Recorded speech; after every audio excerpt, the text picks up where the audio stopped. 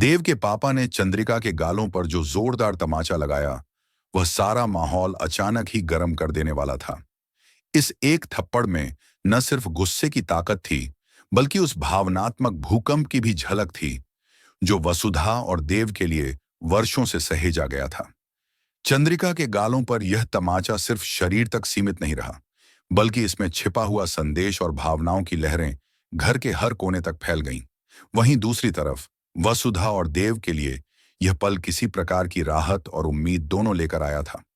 दोस्तों, जैसे ही यह दृश्य सामने आया, हमें पता चला कि वसुधा का आने वाला ट्रैक कितना जबरदस्त होने वाला है, जहां हम देखेंगे कि आखिरकार चंद्रिका के पति प्रभात, जो अब गुस्से में लाल पीला हो चुके हैं, आखिर क्यों इतने आग बबूले हैं।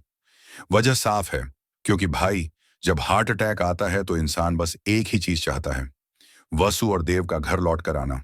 और सच में वसु और देव एक दूसरे से इतना गहरा और सच्चा प्यार करते हैं कि उनके रिश्ते की ताकत और मजबूती सिर्फ इस बात पर टिकी है कि उनके बीच आने वाली बाधाओं को कैसे संभाला जाएगा।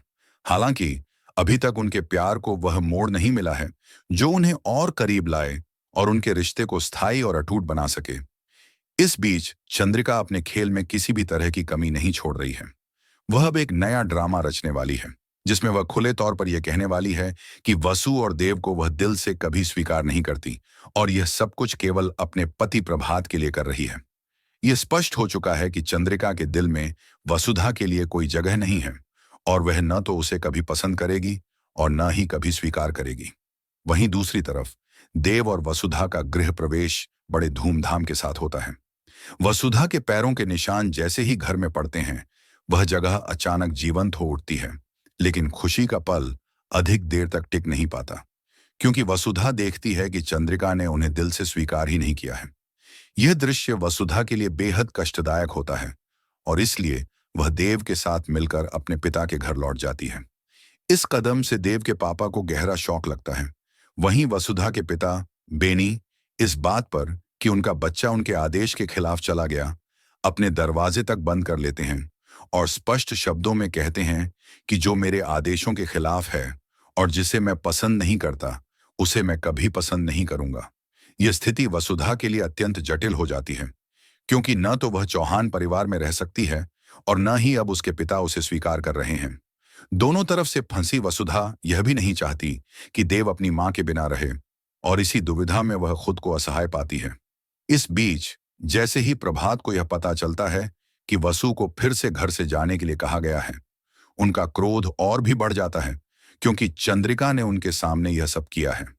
इस स्थिति में आने वाले ट्विस्ट में हम देखेंगे कि वसु आखिरकार वापस घर लौटती है और प्रभात खुद उसे लेकर आते हैं।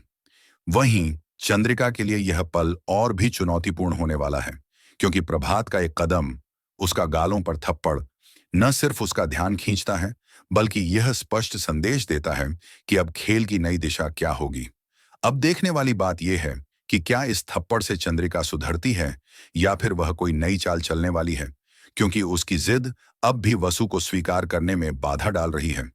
इस पूरे घटनाक्रम में हर पात्र की भावनाएं, प्रतिक्रियाएं और रिश्तों की जटिलता इतनी गहराई से सामने आती है कि दर्शक खुद को इस कहानी में पूरी तरह डूबा हुआ महसूस करता है।